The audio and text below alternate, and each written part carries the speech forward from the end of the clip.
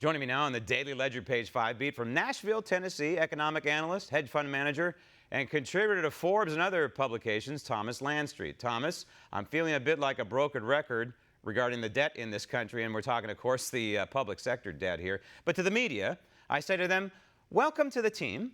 Better late than never that you finally noticed that we have a $23 trillion operating debt, not to mention the unfunded liability. But to members of Congress, I have a different message.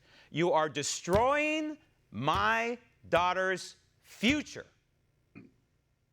There's no doubt about it. Maybe Donald Trump can ride this press wave right now and start talking about it, Graham. You and I have discussed this. The only thing I think is missing in his platform is discussion of the debt.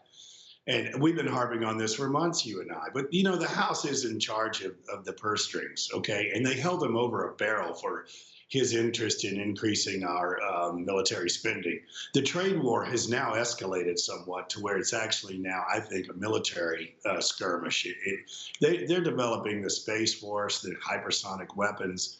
I believe that we should be beefing up our military, but they held them over a barrel. They got $425 million, as you know, for just watching the elections. Well, that's the cat watching the hen house. Right.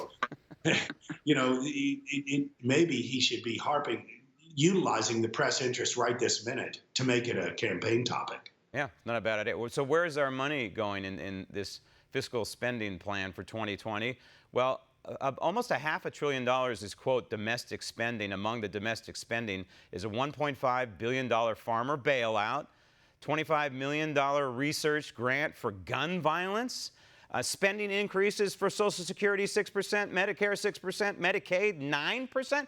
Medicaid alone is going to bankrupt us, Tom. And when you look at this in comparison to what the president got for the border wall of $1.3 billion, it's a drop in the bucket. Spending, the income to the United States Treasury went up in the fiscal year last year 4%, but spending doubled 8%. So they're overspending. And now the Federal Reserve is buying those treasuries and funding our deficits, monetizing our debt. That's an even bigger threat. Yeah. It's a cosmic threat. It's a threat of further inflation down the road. Right, eventually.